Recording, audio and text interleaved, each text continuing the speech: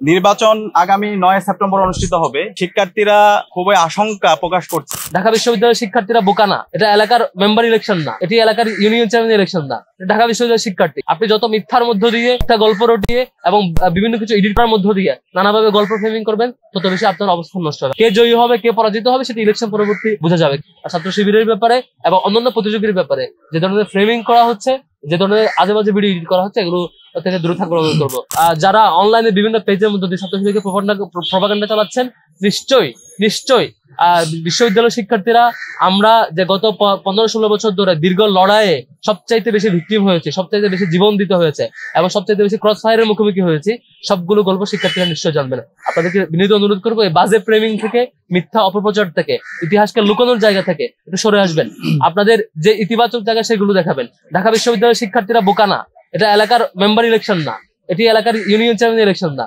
ঢাকা বিশ্ববিদ্যালয়ের শিক্ষার্থী আপনি যত মিথ্যার মধ্য দিয়ে, একটা গল্প রটিয়ে এবং বিভিন্ন কিছু এডিট করার মধ্য দিয়ে নানাভাবে গল্প ফ্রেমিং করবেন, তত বেশি আপনার অবস্থান নষ্ট হবে। আমরা বিশ্বাস করতে চাই, জুলাইয়ের শক্তি জুলাইয়ে যারা মাঠে ময়দানে অবদান রেখেছেন, তাদের কারো ইমেজ নষ্ট না হোক। তারা প্রত্যেকের শিক্ষার্থীদের কাছে সেই গ্রহণযোগ্যতা ধরে রাখুক, তাদের ইতিবাচক ইমেজটুকু থাকুক।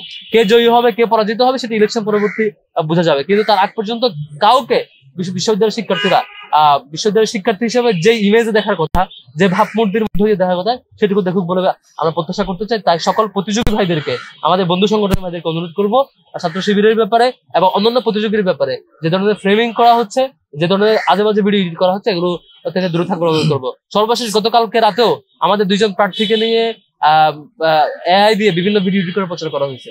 এগুলো খুবই দুঃখজনক। আমরা সবাইকে আহ্বান করবো, আমরা সবাই মিলেমিশে কাঁধে কাঁধ রেখে একসাথে ক্যাম্পাস থেকে গড়বার জন্য শপথ নেই। জুলাই জিতবে, যেই জয়ী হই না কেন, দিন শেষে আমাদের জুলাইয়ের শক্তি জিতবে বলে বিশ্বাস করছি এবং ক্যাম্পাসে আমরা ঘুরবো। এই কথা নিয়ে অনুরোধ করছি আমাদের আবু সাদিক কায়েম থেকে।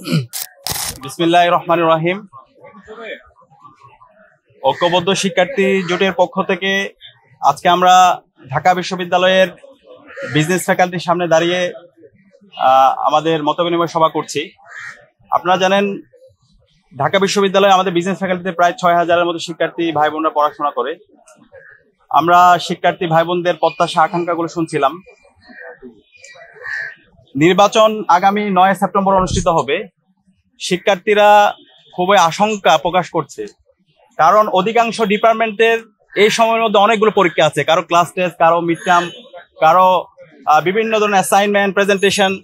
তো এই যে আপনার নির্বাচন উপলক্ষে উৎসবমুখর পরিবেশ বিরাজ করছে, সে জায়গায় এই পরীক্ষার কারণে শিক্ষার্থীরা নির্বাচনী যে প্রচারণা এবং নির্বাচন কেন্দ্রিক যে অ্যাক্টিভিটি গুলো আছে সেই জায়গায় তারা বাধাগ্রস্ত হচ্ছে। সেই জায়গা থেকে আমরা বিশ্ববিদ্যালয়ের প্রশাসনকে জানিয়েছি, যেহেতু ডাকসু নির্বাচন, সারা দেশের মানুষ আমাদের দিকে তাকিয়ে আছে এবং আমরা এর মাধ্যমে একটা গণতন্ত্রের নজির স্থাপন করতে চাই। সেই জায়গা থেকে যে পরীক্ষাগুলো আছে সেই পরীক্ষাগুলো 9 সেপ্টেম্বরের পরে যদি নিয়ে যাওয়া যায়, তাহলে এটা সবার জন্য ভালো হবে। তো এই ইতিমধ্যে আমরা বিশ্ববিদ্যালয় প্রশাসনকে জানিয়েছি এবং এটা হচ্ছে শিক্ষার্থীদের অন্যতম একটা প্রত্যাশা, তাদের আকাঙ্ক্ষা। এর পাশাপাশি আমরা দেখতে পাচ্ছি, আমরা বিশ্ববিদ্যালয়ের শিক্ষার্থীদের উচ্ছ্বাস, কিন্তু আমরা যারা প্রার্থীরা আমাদের আইডিয়াগুলো শিক্ষার্থীদের কাছে পেশ না করে বরং কাদা ছুড়াছুড়ি করতে, বিভিন্ন ধরনের আচরণবিধি লঙ্ঘন করতে, আমরা সবাইকে দায়িত্বশীল আচরণ করার জন্য অনুরোধ করছি। আমরা সবাইকে অনুরোধ করবো, আপনারা কেমন ঢাকা বিশ্ববিদ্যালয় চান সেই প্রত্যাশাগুলো শিক্ষার্থীদের সামনে পেশ করেন, কিন্তু একজন প্রার্থীর বিরুদ্ধে সাইবার বুলিং করা, মিথ্যা প্রপাগান্ডা ছড়ানো, এর মাধ্যমে নেগেটিভিটি হচ্ছে। এর মাধ্যমে পতিত ফ্যাসিস্ট হাসিনা এবং তার দোসররা ছাত্রলীগের যে প্রপাগান্ডা, সেই প্রপাগান্ডা তারা টুলস হিসেবে ব্যবহার করছে। তো সে জায়গা থেকে আমাদের সবাইকে আমি দায়িত্বশীল আচরণ করার জন্য অনুরোধ করব। এবং আজকে আমরা যেই ফ্যাকাল্টির সামনে দাঁড়িয়ে আছি সেটা হচ্ছে বিজনেস ফ্যাকাল্টি। বিজনেস ফ্যাকাল্টির শিক্ষার্থীরা অসংখ্য সমস্যার মধ্যে দিয়ে যাচ্ছে। আজকে যে এখানে লাইব্রেরি আছে, লাইব্রেরি, সেই লাইব্রেরি 2023 সাল থেকে বন্ধ আছে। এখানকার 6000 শিক্ষার্থী এবং অনাবাসিক যে শিক্ষার্থীরা আছে, তারা সিঁড়িতে বসে, তারপর হচ্ছে যে বাইরে লাউঞ্জে বসে তাদেরকে পড়াশোনা করতে হচ্ছে। তো এটা তো বিশ্ববিদ্যালয়ের প্রধান কাজ, যে লাইব্রেরি ফেসিলিটি দেওয়া, এটা একটা মৌলিক কাজ। কিন্তু শিক্ষার্থীরা বিভিন্ন সময়ে দাবি দাওয়া উত্থাপন করেছে, কিন্তু এখন পর্যন্ত বিশ্ববিদ্যালয় প্রশাসন কোনো কার্যকর উদ্যোগ নেয় নাই। তো ইনশাআল্লাহ শিক্ষার্থীদের ম্যান্ডেট পেয়ে আমরা যখন বিজয় হয়ে আসবো, ইনশাআল্লাহ আমরা সবার আগে এই লাইব্রেরিটাকে সংস্কার করবো এবং এই লাইব্রেরিকে ওপেন করবো। ঢাকা বিশ্ববিদ্যালয় বিজনেস ফ্যাকাল্টির এই লাইব্রেরিকে আমরা সচল করব। এবং এর পাশাপাশি এখানে যে ক্যান্টিন আছে, সেই ক্যান্টিনের যে খাবার এবং খাবারের যে দাম অনেক বেশি, এবং শিক্ষার্থীদের সাথে এক ধরনের বাণিজ্য করা হয়। তো এই ধরনের বাণিজ্য আমরা বন্ধ করবো। এখানে ভর্তুকি দিতে হবে এবং এটা শিক্ষার্থীদের সুলভ মূল্যে ক্যান্টিনের খাবারের মান নিশ্চিত করতে হবে।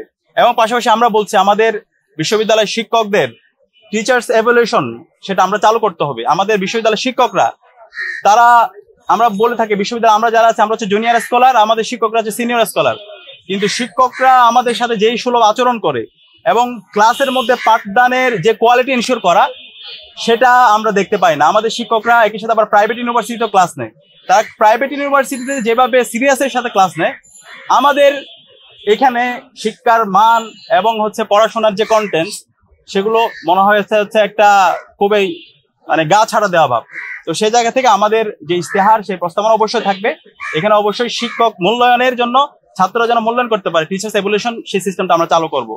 তো আমরা শিক্ষার্থীদের আকাঙ্ক্ষা এবং জুলাইয়ের যে আকাঙ্ক্ষা, সে আকাঙ্ক্ষার আলোকে আমাদের ইস্তেহার খুব দ্রুত সময়ের মধ্যে আপনাদের সামনে নিয়ে আসবো। এবং আমরা সবসময় বলছি আমরা এমন একটা ঢাকা বিশ্ববিদ্যালয় বিনির্মাণ করতে চাই যেখানে কোনো ধরনের জুলুমতন্ত্র থাকবে না, যেখানে কোনো ধরনের দাসত্ব থাকবে না, এবং যেখানে শিক্ষার পরিবেশ থাকবে। এবং এই বিশ্ববিদ্যালয়টা হবে একটা গবেষণা ভিত্তিক বিশ্ববিদ্যালয়। যে রাজনীতি করতে চায় তারও অধিকার থাকবে, আর যে রাজনীতি করতে চায় না সেও তার রাজনীতি না করার সে অধিকারটা থাকবে। সবাই মত প্রকাশের স্বাধীনতা পাবে। তো সেই ধরনের একটা বিশ্ববিদ্যালয় প্রতিষ্ঠা করার জন্য আমাদের শহীদের জীবন দিয়েছে, এবং সেই বিশ্ববিদ্যালয় প্রতিষ্ঠা করার মাধ্যমে একটা এক্সাম্পল সেট করার মাধ্যমে আমরা পুরো বাংলাদেশে একটা চমৎকার বার্তা দেব। এবং এই যে ইউনিটি ইন ডাইভার্সিটি, বৈচিত্র্যের মধ্যে যে ঐক্য বিনির্মাণ করা সম্ভব, সেটাই ঢাকা বিশ্ববিদ্যালয়ে আমরা বিনির্মাণ করে আমরা পুরো বাংলাদেশে চমৎকার একটা বার্তা দিতে চাই। তো আপনাদের সবাইকে ধন্যবাদ এতক্ষণ ধরে আমাদের কথাগুলো শোনার জন্য। আসসালামু আলাইকুম।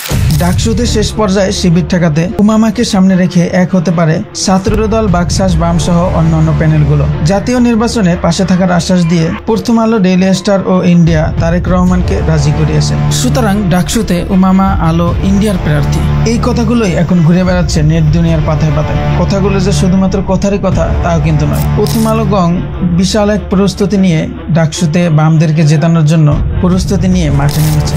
2013 সালে শাহবাগীদের পক্ষ হয়ে যেমন এরা ইসলামের বিরুদ্ধে ছিল, এখনো তারা ঠিক তেমনি ভাবে বামদের পক্ষে বিভিন্ন রকমের নিউজ করছে। তারা যে ইসলামপন্থীদের বিরুদ্ধে এবং বামদের পক্ষে কাজ করছে সেটার প্রমাণ এই যে দেখেন, আজকে তাদের ফটোকার্ডের স্টাইলটা খেয়াল করেন। দেখেন এখানে ফটোকার্ডে তারা দুটি জিনিস করেছে। এক, অন্য সব প্যানেলকে তাদের নিজেদের দলের অর্থাৎ ছাত্র সংগঠনের দলের নাম দিয়ে পরিচয় করাই দিয়েছে, আর উমামা ফাতেমা মেঘমাল্লার বসুকে সাধারণ শিক্ষার্থী হিসাবে পরিচয় করিয়ে দিয়েছে। আর একটা জিনিস খেয়াল করেন, ডাকসু নিয়ে সকল প্রার্থীর ভিতরে সবচেয়ে বেশি মাথামাতি হয় শিবিরের প্রার্থীকে নিয়ে। অন্য অন্য পত্রিকা শিবিরের অবস্থান 1 অথবা 2 রাখে, কিন্তু এই প্রথম আলো কি করছে দেখেন, 1, 2 বাদ দিয়া 3-এও রাখে নাই, একেবারে লাস্টে 5 নম্বরে নিয়ে রাখছে। তো দর্শক, আজকের এই ভিডিওটি সম্পর্কে আপনার মতামত কি? ভবিষ্যতে কি হতে পারে আপনারা কমেন্ট জানাতে পারেন। আমাদের চ্যানেলটি সাবস্ক্রাইব করে আমাদের সাথেই থাকুন পরবর্তী নতুন নতুন আপডেট পাওয়ার জন্য। সবাইকে ধন্যবাদ। আসসালামু আলাইকুম।